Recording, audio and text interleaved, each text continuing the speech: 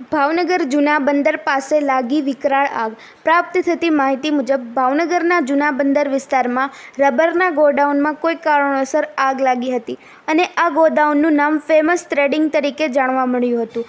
અને આ આગની વાત કરીએ તો આગ એટલી વિકરાળ હતી કે ગોડાઉનમાં રહેલ લાખો રૂપિયાનો માલ સામાન બળીને ખાખ થઈ ગયો હોય તેવું લાગી રહ્યું છે. જ્યારે ગોડાઉનના માલિકનું નામ રાજુભાઈ દોશી જાણવા મળ્યું હતું. આ આગની જાણ ફાયર બ્રિગેડને થતાં તરત જ સ્થળ ઉપર પહોંચી હતી અને પાણીનો છંટકાવ ચાલુ કર્યો હતો. સંધિ જાગૃતિ ન્યૂઝ તંત્રી જાહિદ મદ્રા દ્વારા.